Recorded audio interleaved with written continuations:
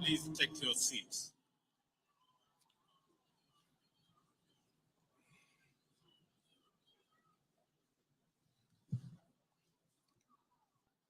Nairobi hoye! Mashujaa hoye! Kwanza mimi nataka tuwapigie makofi wale waimbaji waliotuimbia hapa, walifanya kazi mzuri sana. We celebrate our artists. We celebrate those who have made presentation to us. It was quite a feat, and I could see a lot of science behind the presentation and the performance that they showed.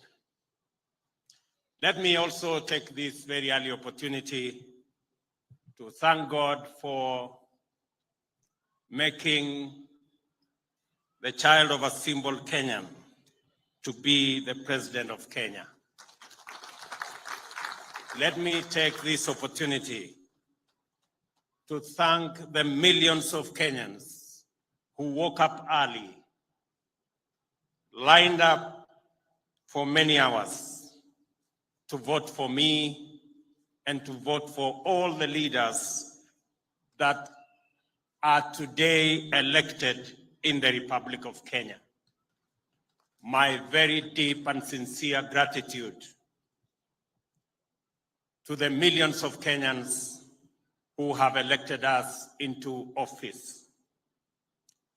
Let me state at this very early opportunity that all of us, elected, nominated, and appointed, are today the privileged, because the people of Kenya have bestowed on us the challenge of leading our country into the new horizon. Let me also say that those we have been elected on both sides of the divide, together we must shepherd this country into a safe and prosperous future. I want to state that I will work with all the leaders who have been elected in all formations for the good and for the prosperity of our country. I am tremendously privileged to join you and our visitors today as we commemorate the 59th anniversary of Mashujaa Day. It is with great humility that I preside over this year's celebration for the first time as president, and I am humbled and grateful for the honor to be your leader. We solemnly observe this important day every year in order for us to reflect upon where we have come from as a nation. We mark this day to consider the troubled road we trod through, the sorrowful wilderness of cruel colonial injustice, and the price that we paid in blood, toil, anguish, and death for us to be a free people. We take this opportunity to also celebrate the histories of our heroes and heroines who sacrificed valiantly in our freedom struggle, their character, and most particularly and importantly, the values and principles which inspired, sustained, and vindicated them so that we may emulate them by leading lives worthy of their sacrifice. We also ask ourselves today, what must we do to transmit this noble history and ensure that future generations appreciate us not only as worthy heirs of our illustrious ancestors, but also as skillful stewards of their heritage?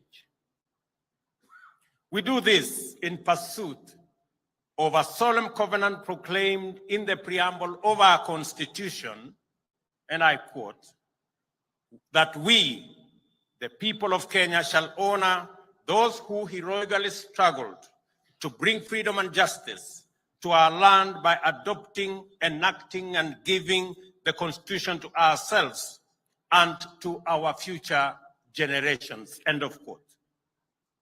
Our Constitution articulates a vision of Kenya our heroes and heroines would have approved, a Kenya worth fighting for and worth paying the ultimate price for. It is their legacy to us, and it sets the stage for us to continue their patriotic work in that noble spirit that roused the first freedom fighters to resist colonial rule and their successors to reject post-colonial repression. Our heroes and heroines were neither elected nor appointed. They were not sponsored and they were not funded. They had no offices or budgets. They were ordinary people invested in the struggle to make good their unwavering belief that all people are equal and all deserve to live in freedom. People of all walks of life, subsistence farmers and traders, clerks and former soldiers, teachers and their learners, preachers and their congregations, drivers, cooks, and farm workers ran away to the forest, armed with nothing but the conviction that a more just way of life is possible and that it is worth fighting for. The legacy of independence is the heroic achievement of value-driven, bottom-up heroism. The people were distinguished by their unity and commitment to selfless endeavor, determination, patriotism, and an unyielding sense of justice. Every time we have come together, we have accomplished major feats. That is why, as a nation, we are exhausted by the national anthem, and I quote, "Let one and all arise with hearts both strong and true," end of quote. Our Constitution, the People's Sovereign Charter, is an instrument of collective memory. It proscribes tyranny, marginalization, and oppression, provides institutional means to dismantle injustice and eradicate inequality, and gives us an opportunity to expand freedom and actualize rights. It also defines human well-being to be the reason for individual and collective action, as well as objects of the totality of our national enterprise. We are united in common endeavor with those who came before us and did so much for our country. We may define ourselves as a nation proudly standing on the foundation of the Constitution, united in pursuit of the well-being of every citizen. The principal reason for promulgating our Constitution then was to inscribe the values which animated our history of accomplishments and to project them in a manner that resonates across generations. The national values and principles of governance set out in Article 10 form the soul of this dispensation. They define the parameters of patriotism, exemplary service, selfless sacrifice, and profiles us in terms of who we are and who we ought to be individually and as a nation. We can and we must employ these values as beacons for identifying people whose contribution honor the memory of our heroes and heroines and bring greatness to our nation. It is time, ladies and gentlemen, to direct our focus on the work that each one of us does to understand how we contribute to our individual well-being, as well as that of our communities and our nation. It is this understanding we must take into account that individuals make up the greater national family, and that Kenya's stature and splendor is always greater than the sum total of our individual efforts or community endeavors. Similarly, our national capacity determines the extent of opportunities all Kenyans have to pursue and attain their aspirations. What I'm saying is that regardless of the type and scale of your pursuit, every contribution matters. And regardless of our ways, of our walk of life, our work matters, our intentions matter, our thoughts matter, because we all matter and every hustle matters. I congratulate every citizen for their part in ensuring that the last general election was peaceful. I know of attempts at division, disunity, confusion, and even some who did everything in their power to entice and pressure our people to engage in criminal activity.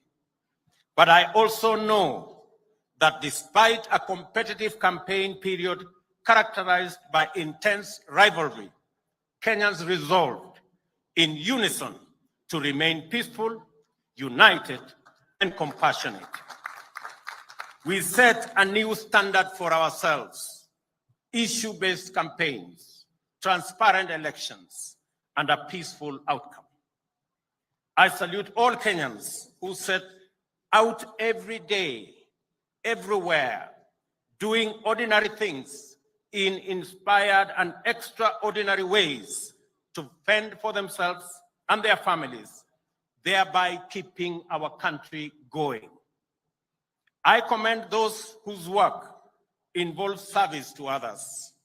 I celebrate those who volunteer and give, expecting nothing in return.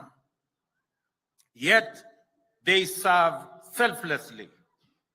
From the farmers who feed our nation to the drivers who connect all parts of our country by conveying people and goods, educators who impart knowledge to our infants in kindergartens, children in schools, and youth in tertiary institutions, medical staff in wards and in fields and training institutions, workers in quarries and construction sites, artisans on the side streets, in their small sheds and in large workshops, traders on the side streets in rural and urban markets, and all the way to the Nairobi Security Exchange.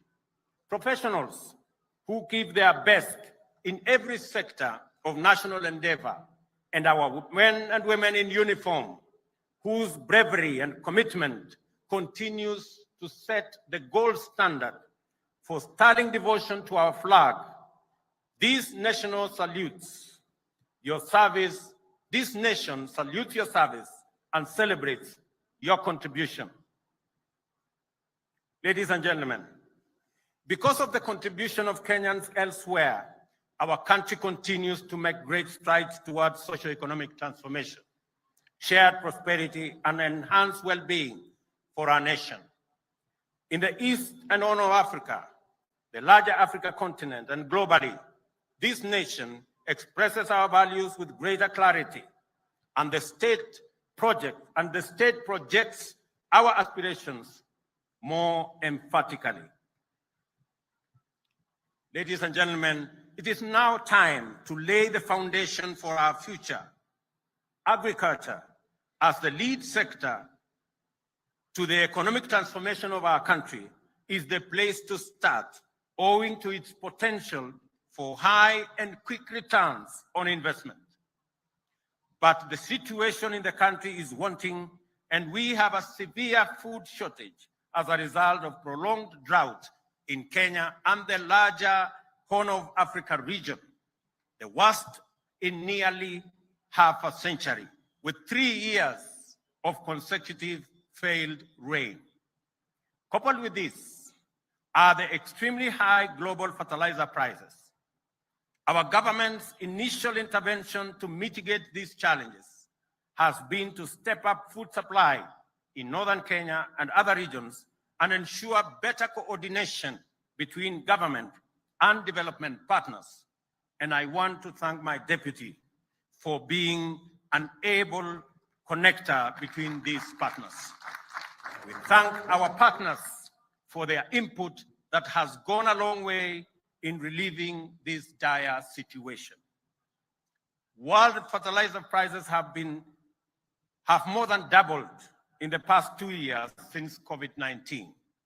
The prices were passed on to farmers and the cost skyrocketed to more than 7,000 for a 50-kilogram bag. This had a huge impact on productivity of farmers last year. For example, maize production suffered a deficit of 10 million bags. Our government's first intervention to address the fertilizer challenge and make it available to counties and regions that plant in the short rains was to import 1.5 million 50-kilogram bags and distribute them at a lower price of Kenya shillings 3,500 per 50-kilogram bag. We have also made arrangements to make another 6 million bags of various types of fertilizer available for the long rain season. We have also asked county governments to work with us on the last mile delivery to centers close to farmers so that fertilizer can be easily accessible. These, however, are short-term measures, and we have to take very bold steps to end the perpetual cycle of hunger and dependency on rain-fed agriculture. We must eradicate hunger in our country in the shortest time possible. To do this, we have the following plan. We have to increase agricultural productivity as a first step. We will support all farmers to access quality inputs such as seeds, fertilizer, and pesticides, among others, and also ensure that our farmers have access to extension services in order to improve farming skills. In the short term, we will continue with the fertilizer import program. But in the medium term, the government plans to have fertilizer manufactured in partnership with EAC countries in our region. On seeds, our government will work with local research institutions and both public and private sectors to scale up field multiplication for all crops. However, irrigation is the ultimate solution in guaranteeing food security in our country. In 2017, the government set out to build 57 dams to harness water for irrigation and domestic use. Many did not even start. Few are complete, while the rest are ongoing. The huge capital outlay required for dam construction in the context of competing budgetary priorities poses a huge challenge to this program. And to address this challenge, we are working on innovative investment mechanisms through public-private partnership to construct at least 100 dams. Consequently, it would be possible to progressively irrigate the 3 million acres already identified as irrigable land. In the next 3 years, the government plans to double the land under irrigation to 1.4 million acres. Of this, 200,000 acres will be under rice irrigation and 500,000 under other food crops. Rice production in Bunyala, the Tana Delta, Rahole in Garissa, Mwea and Ahero will take priority as these are areas that have already mechanisms for us to upscale. Our dairy farmers struggle with the high cost of feed and challenges of storage, preservation of milk, and access to markets. To assure them that they are on our priority list, we have taken immediate steps to reinstate the stalled milk coolers program, and the distribution of 650 milk coolers will resume shortly.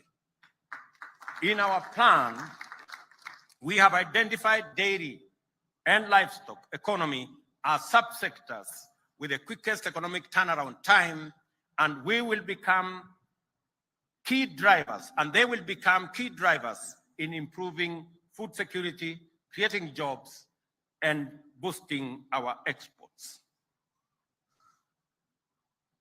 We have equally committed to close the housing gap, which stands at 2 million units as at now. Our target is to increase the supply fourfold, from 50,000 units every year to 200,000 units every successive year. Already, 2,592 units have been completed, 40,000 are under construction, and over 500 units that require financial backstopping and funding for bulk infrastructure are now being worked on and are in the pipeline. I am happy to report today that the interest in the housing sector has grown immensely, and that many private investors, including pension funds, have submitted proposals on the housing projects they would like to invest in. We will work together on these projects to facilitate their realization. It is clear from engagements with investors that the government needs to evolve from being a mere enabler to becoming a sponsor of major projects. Not only will we provide land and bulk infrastructure for our housing program, but I will personally take charge of the process to unlock the challenges that inhibit investment. For instance, VAT exemption on inputs has been enacted to lower the cost of construction, but its implementation has been curtailed by delays in approving applications for VAT refunds. As a result, developers pay VAT, but the cost saving is not enjoyed by the end buyers.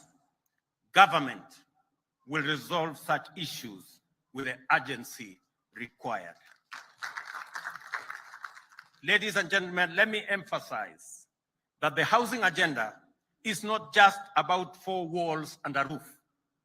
The demand for affordable housing is an opportunity to create jobs and stimulate the economy. Our manufacturing sector, which already supplies many products in the construction industry, will have expanded business opportunities, and other relevant sectors will also benefit from this endeavor. Other housing inputs, such as doors, windows, gates, and hinges, will be made by our Jua Kali industry. We are designing the program in a way that will upgrade and support Jua Kali by linking it to our technical and vocational institutions. In the end, we expect enterprises that produce housing products to emerge and expand, creating jobs and wealth for hustlers, making our housing plan truly transformational from bottom up. We want, ladies and gentlemen, to create the experience of hardworking Kenyans like John Ochieng, who is present here as one of my guests today. I met him 2 days ago when I handed over keys to new homeowners in Ongata Rongai, Kajiado County, under the Affordable Housing Scheme. Ochieng began working as a carpenter in that housing project when it began 2 years ago. Then, home ownership to him was a mere dream. 2 years later, he owns an apartment in the same estate he helped to build as a carpenter. Given that there are developments today that cater for housing needs for ordinary Kenyans like John, I am convinced that it is possible to provide quality, affordable housing for rent and sale, and Ocheng's story will be replicated multiple times over throughout the country. We therefore proceed with confidence that we will provide quality, climate-smart housing that Kenyans can buy with mortgages for as low as 5,000 shillings a month, to be made available through various home financing arrangements. Next week on Tuesday, I will break ground in this same constituency at the Kibera Soweto B in Nairobi for a housing project which will deliver thousands of social housing units. Going forward, we intend to collaborate with county governments to achieve a target of at least 5,000 units in every county. Counties with larger metropolitan areas have a greater opportunity and can target as many as 50,000 units, since as demand is higher due to population density in those counties. We have asked counties to identify land. We will provide infrastructure. We will put the roads. We will put the sewage system. We will connect water and electricity, and we will get developers who will develop the houses, and eventually we will get the resources for mortgage for homeowners to own units across our nation. Fellow Kenyans, access to credit is a stimulant that invigorates the economy. However, high interest rates crowd out the private sector, and especially the small and medium enterprises. Our commitment on affordable credit was at the heart of the Kenya Kwanza election campaign. Already, expectations are very high across the country on our promise to provide a fund that will offer affordable credit to those at the bottom of the pyramid. I am aware that the most significant question in the streets today, in border parking lots and fresh produce markets, is when will the Hustler Fund become operational? I want to tell them I have an answer for you today. Even before the fund is set up, we have made several interventions to make credit accessible. Safaricom, and I want to thank them, and their financial partners have brought down the cost of Fuliza by reducing interest rates by 50%. As part of that agreement, 4 million borrowers who had been blacklisted will be freed from the yoke of Credit Reference Bureau in the coming days. We have also secured an agreement with CRBs that they will abandon the punitive penalty of blacklisting borrowers and move to a credit scoring system that makes borrowers eligible for credit even as they work to improve their credit worthiness. As a result, no citizen will be excluded from the credit system. They will therefore be eligible to access credit as they work their way into paying their loans. On the Hustler Fund, there are three crucial available under the Hustler Fund to small businesses on affordable rates, being single-digit rates to individuals through chamas, groups, circles, and cooperatives. All borrowers in this platform will not only access affordable credit, but they will also participate in short-term saving plan and long-term pension program. Every saving made by borrowers on this platform will be matched by the government of Kenya on a 2-to-1 ratio to a level to be determined by the program. And I will launch this fund credit and savings product on the 1st of December this year. Health is front and center of socio-economic development. The failure of a health system undermines prosperity. Kenyan families spend a total of 150 billion in out-of-pocket expenditure on health services a year, mobilized from various sources including Harambes, WhatsApp and M-Pesa groups, loans, sale of land and other assets to pay hospital bills for loved ones. Also, many small businesses fail when owners fall ill and cannot work, or divert money to pay medical expenses. It is no wonder, then, that it is commonly said that most families and individuals in Kenya are one illness away from poverty. 1 million Kenyans sink into poverty every year because of medical expenses. We want to lift, and we must, this punitive burden from the shoulders of Kenyans and their businesses through our universal healthcare plan. The plan is to revitalize primary healthcare by laying more emphasis on preventive and promotive strategies.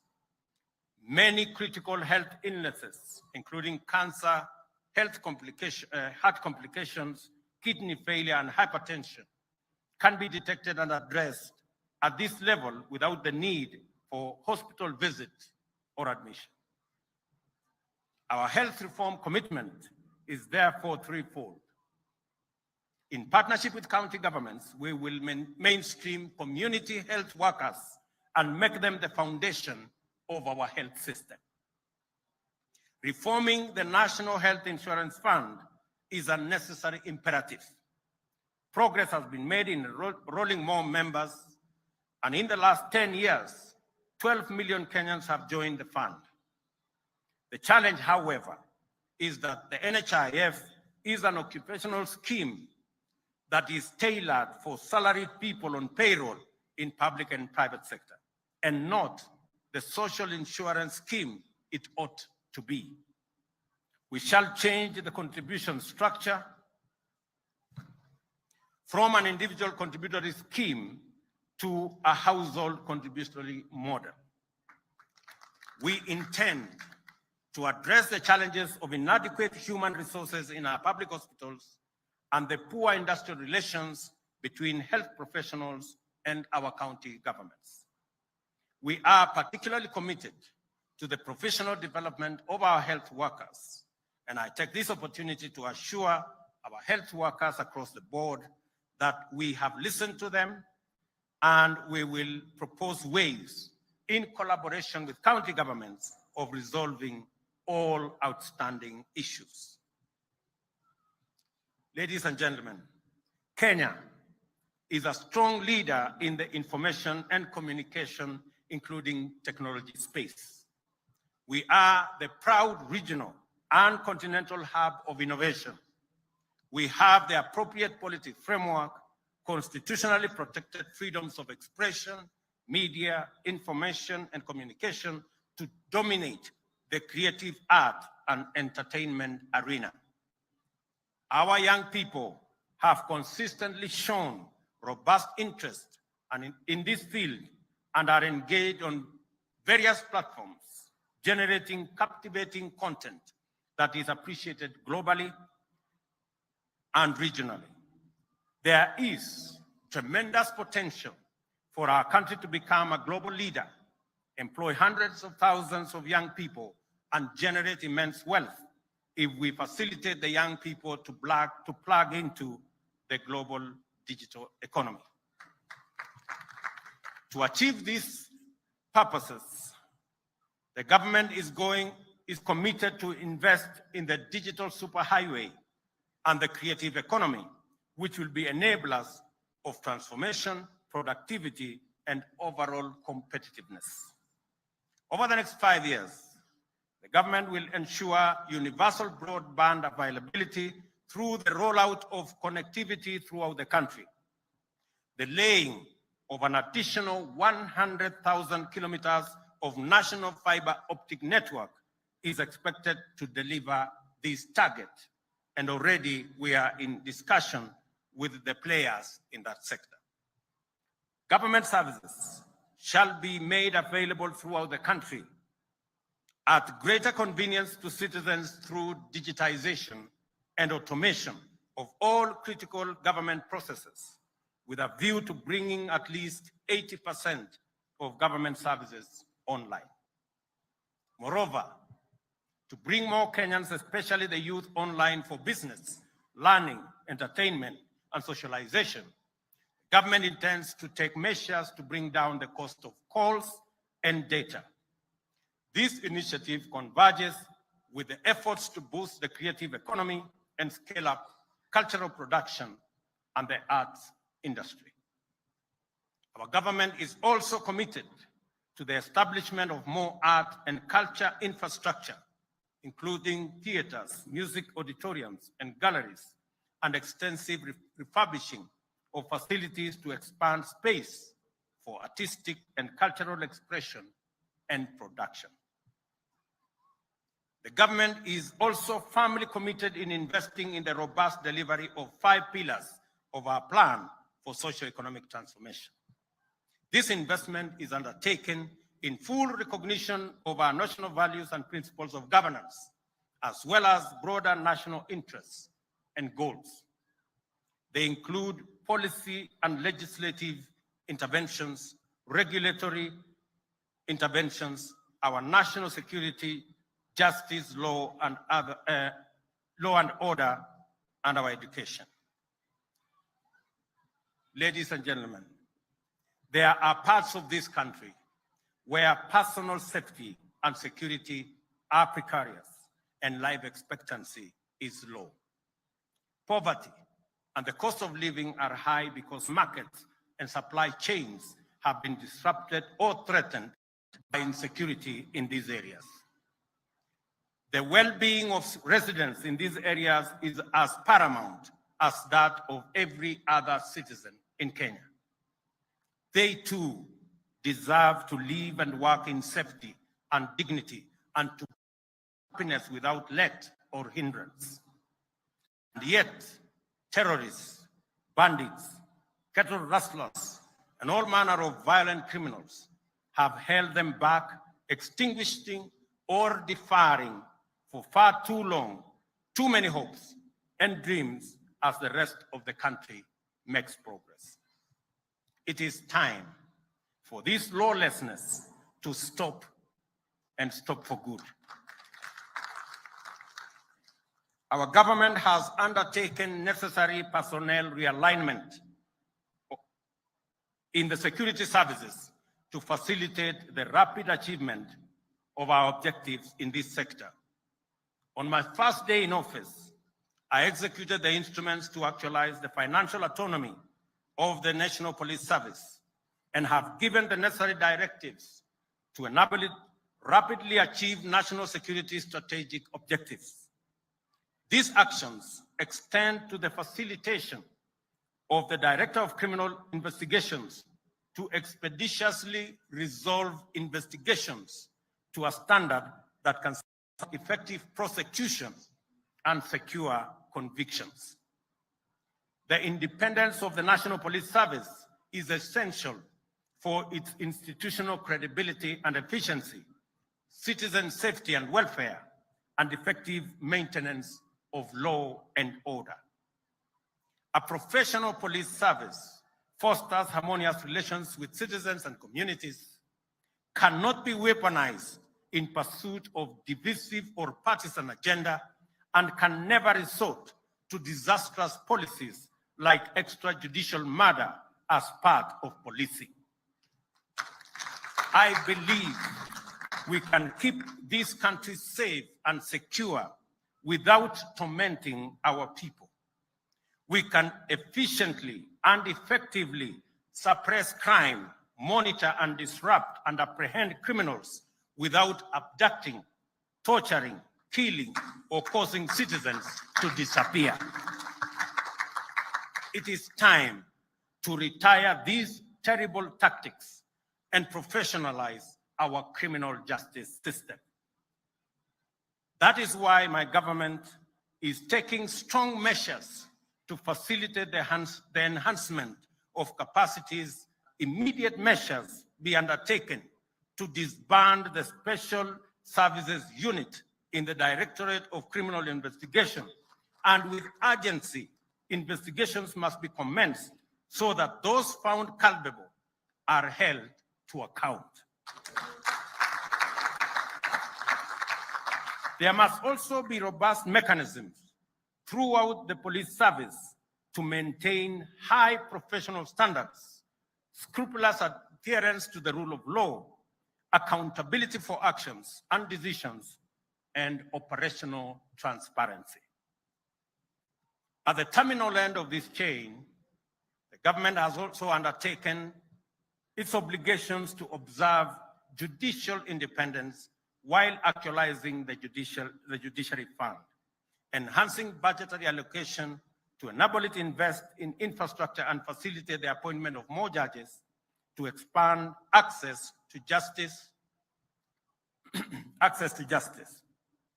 Effective deterrence of crime requires robust prosecution, while economic efficiency, investor confidence, and competitiveness all depend on effective dispute resolution.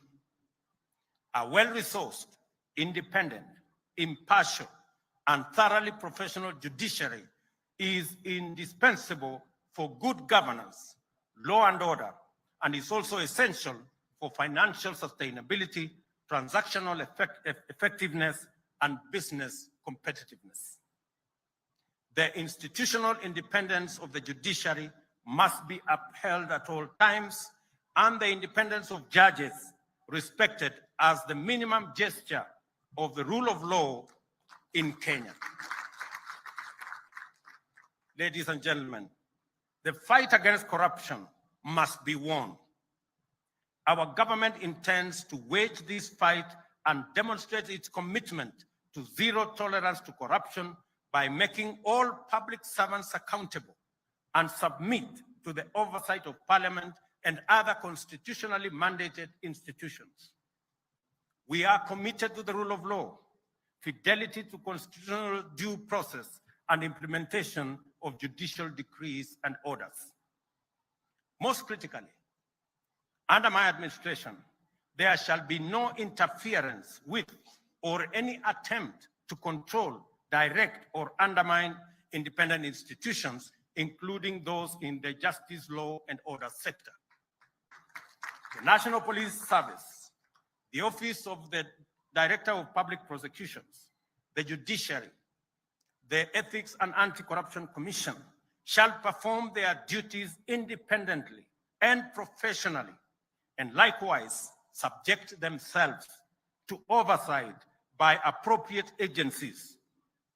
This is our vision for ensuring that the war on corruption is not itself corrupted by all Kenyans, regardless of background, to effectively play their part by contributing to national building efforts and partaking of the dividends of shared prosperity. High quality and relevant education is vital in imparting the necessary skills and competencies to our learners from pre-primary to tertiary levels in order to enable citizens engage meaningfully with the world of the present and the world of the future. A week ago, we launched the Presidential Working Party on Education Reforms to review all aspects of education in Kenya. Its findings and recommendations shall inform subsequent necessary interventions to ensure that Kenya delivers the caliber of education, skills, and training needed to successfully pursue sustainable development. As we do that, ladies and gentlemen, we are equally concerned about climate change and its impact on Kenya generally and our arid and semi-arid regions in particular.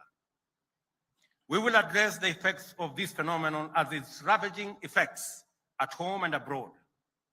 Our pastoralist communities have experienced scarcity of pasture due to prolonged drought, the worst in 40 years, and 3 years of absolute rain failure. As a result, we have lost 2.5 million heads of livestock owing to this very severe drought. Rising food prices have made an already bad situation worse. Elsewhere, communities in rural and urban areas across the country are equally struggling under the weight of high food prices and shortage of water. Without a doubt, climate change is complicating our roadmap towards socio-economic transformation and achievement of sustainable development goals. As we seek short-term measures to respond to the evolving situation, I have directed that a long-term and sustainable solution to the planetary challenges be put in place. The ultimate solution includes greening our country to more than 30% of tree cover by 2032. The central role forests play in addressing the effects of climate change has become more prominent now than ever,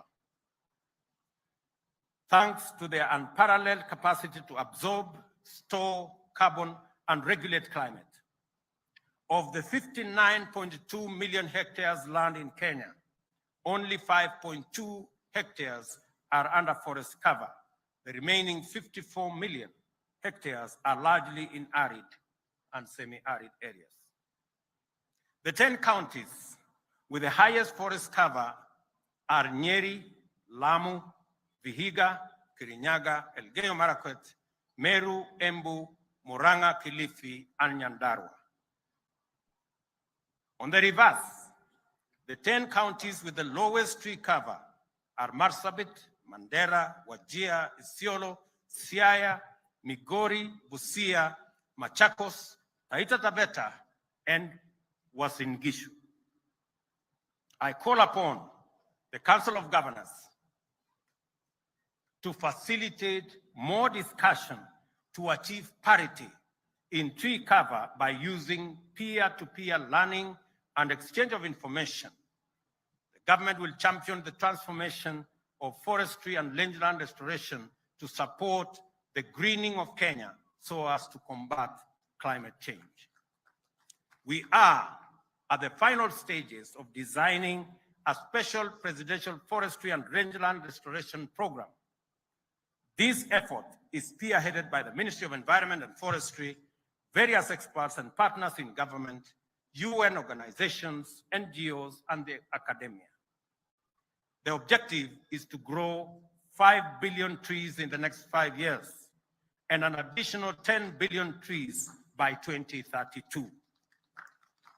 This will eventually lead to the rehabilitation and restoration of 10 million hectares in our 290 constituencies, as well as some specially selected ecosystems and water towers threatened by degradation and destruction.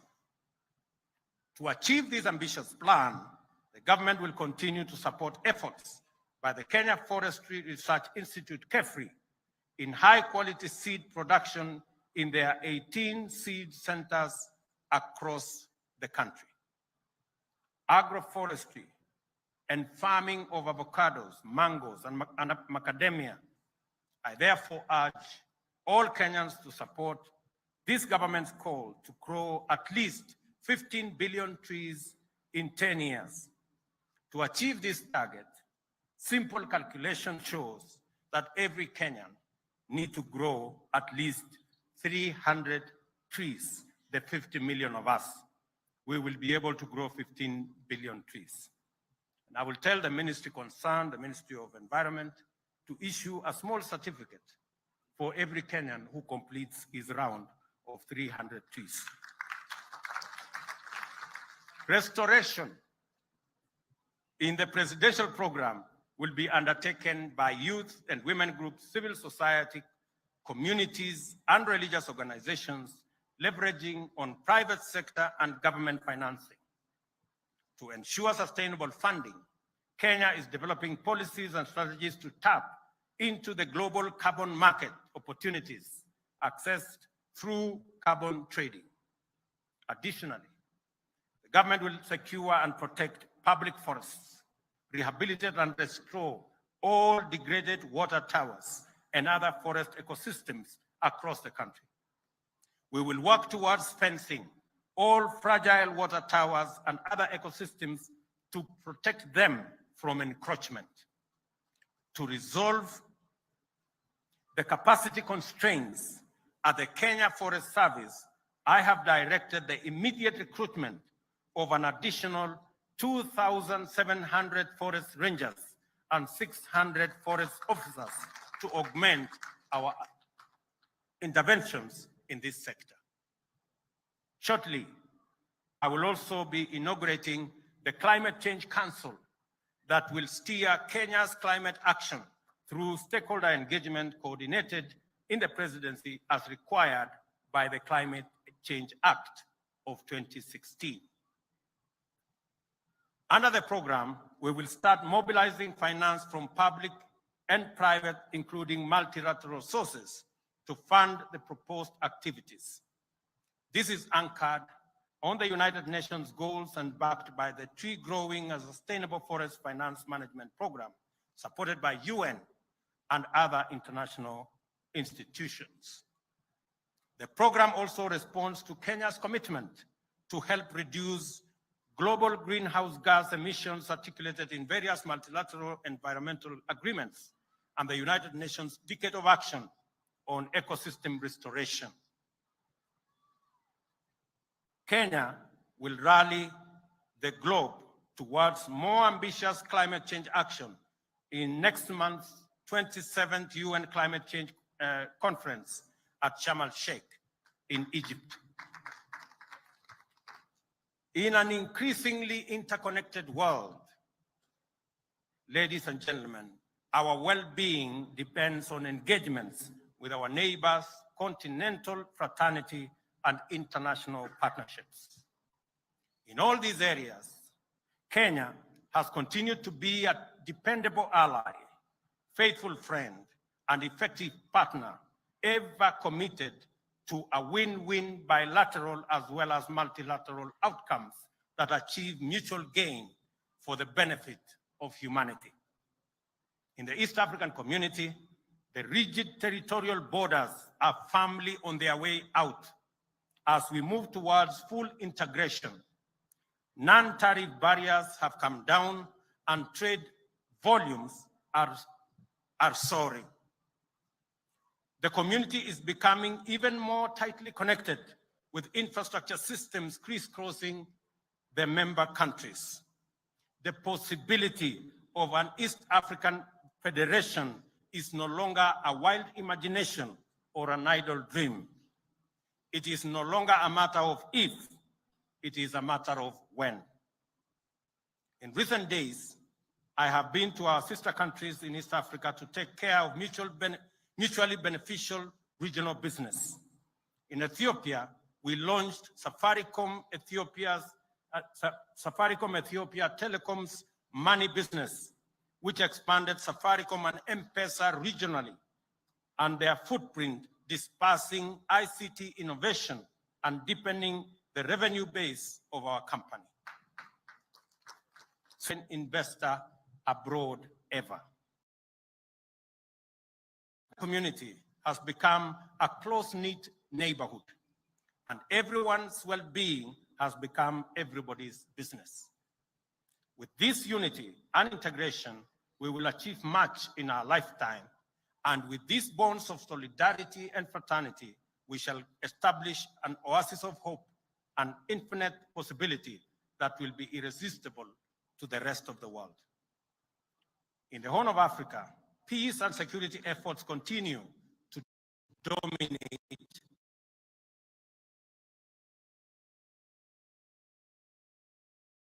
our engagement. They are important components of a broader strategy to recover stability in what has become a truly rough neighborhood. Countering violent extremism, controlling the illegal movement of small arms, peace building, and peacekeeping initiatives will continue to dominate our future agenda. The conflict in Tigray region of Ethiopia, which according to reports from the Office of the United Nations Secretary General is escalating, is a great source of concern to our region.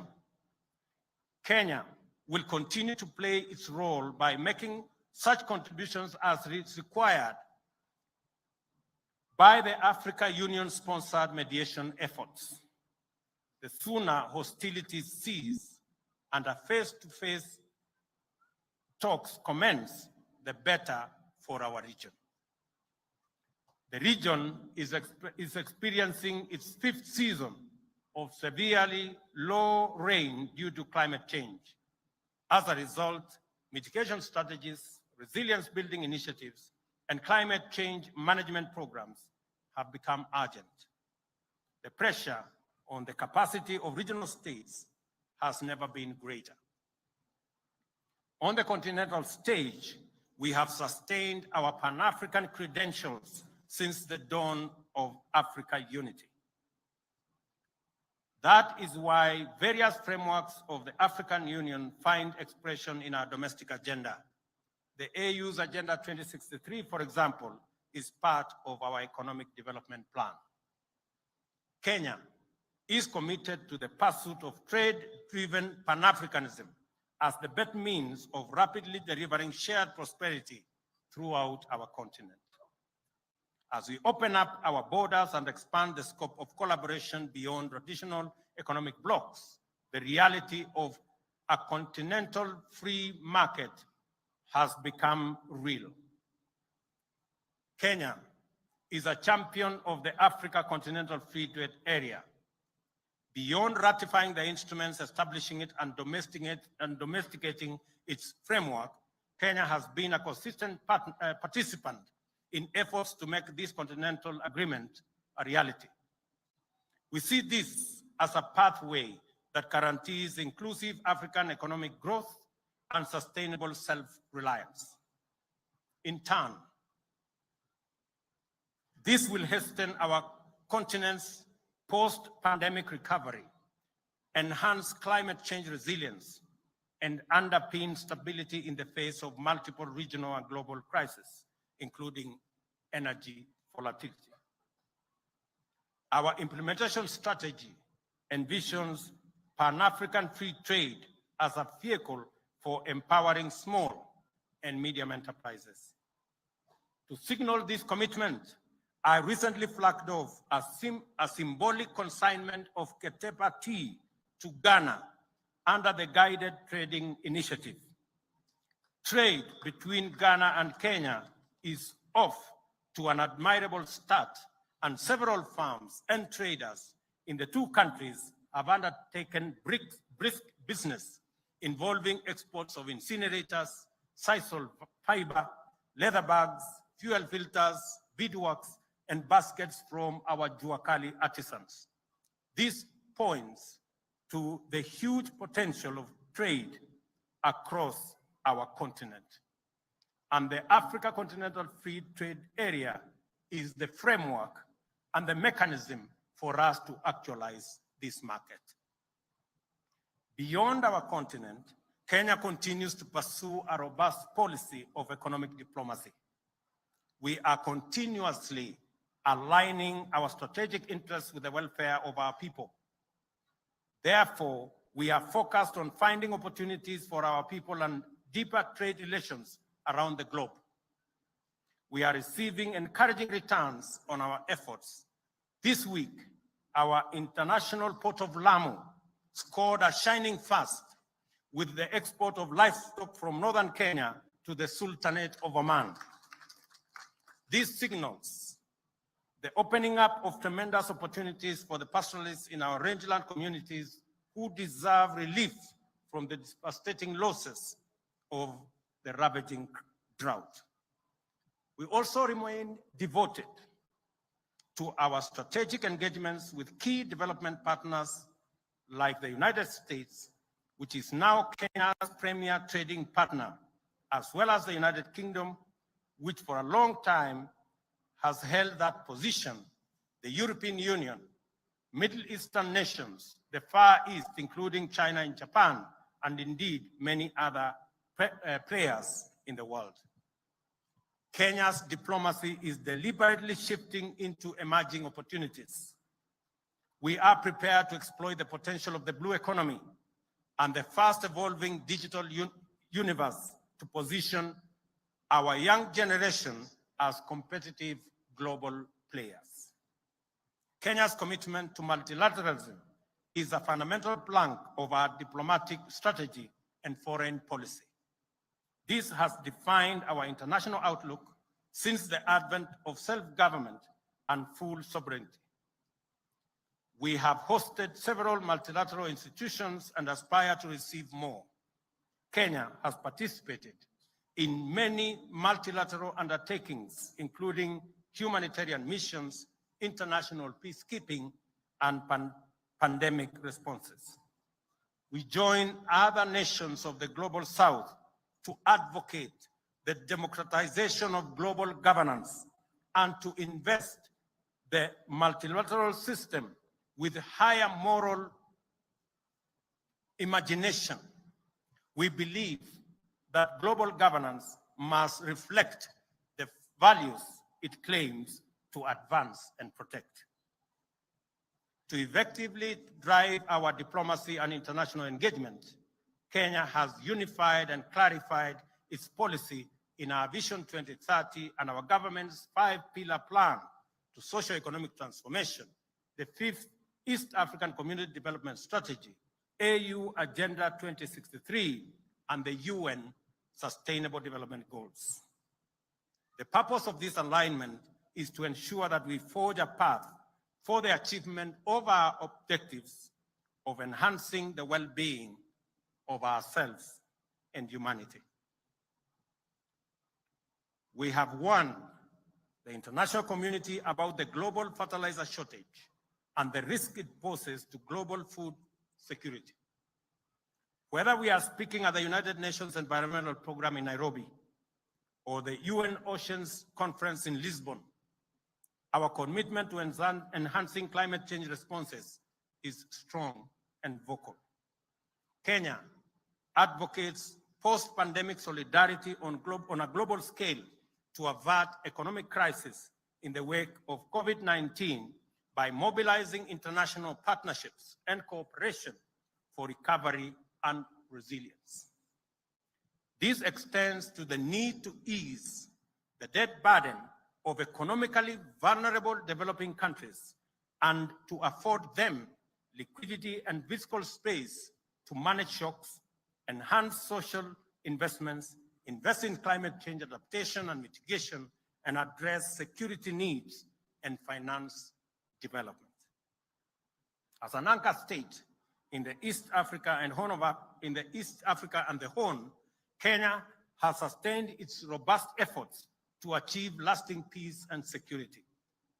We have also used the opportunity to serve at the UN Security Council to give priority to regional peace, counter terrorism and violent extremism, support peace operations, and to further the climate change and security agenda.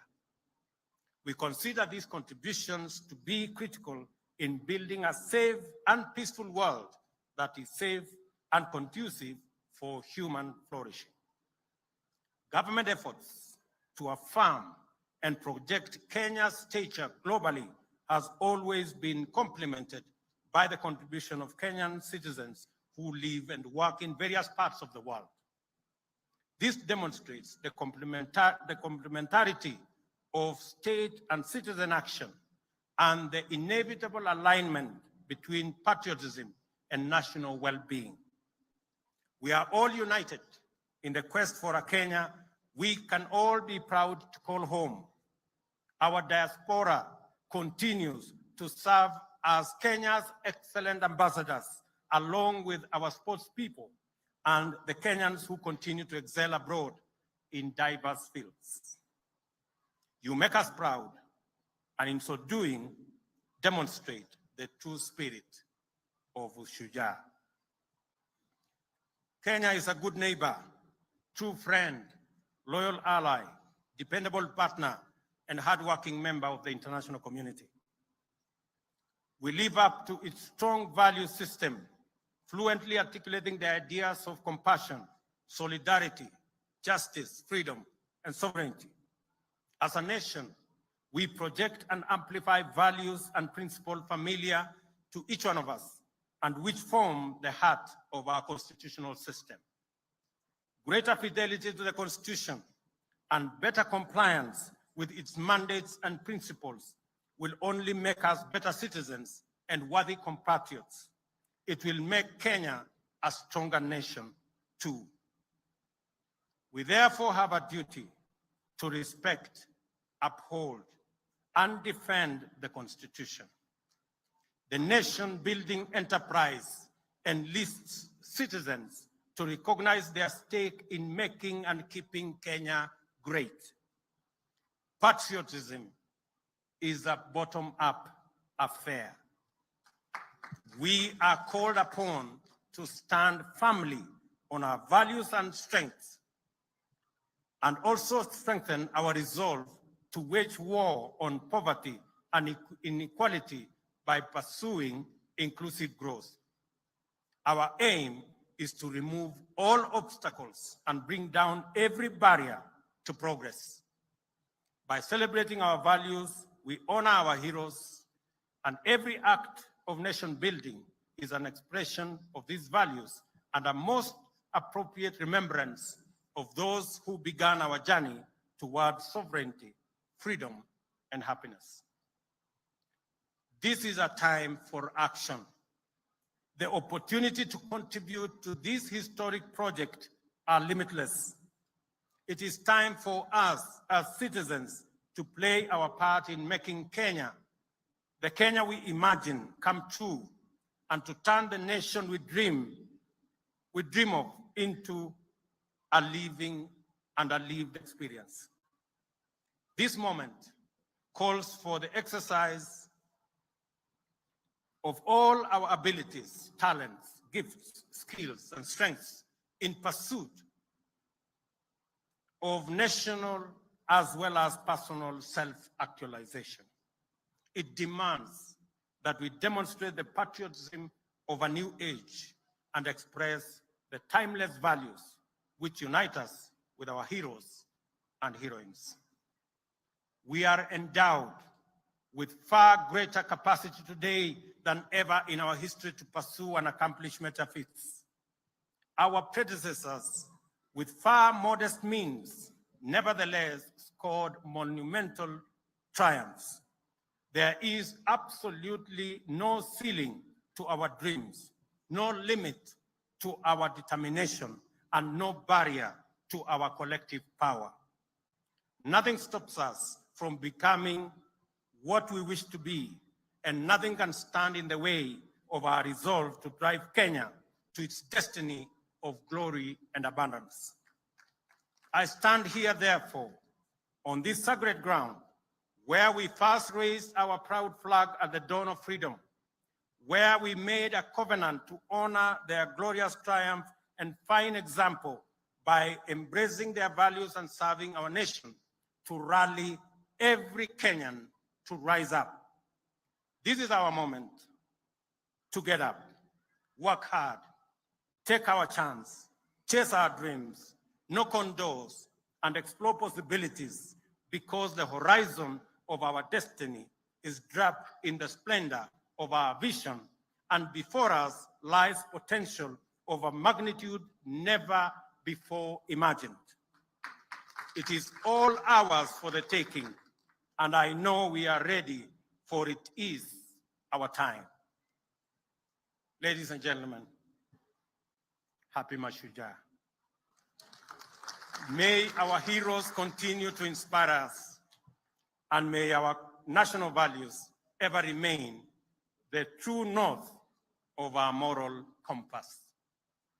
God bless you, and God bless our great country, Kenya.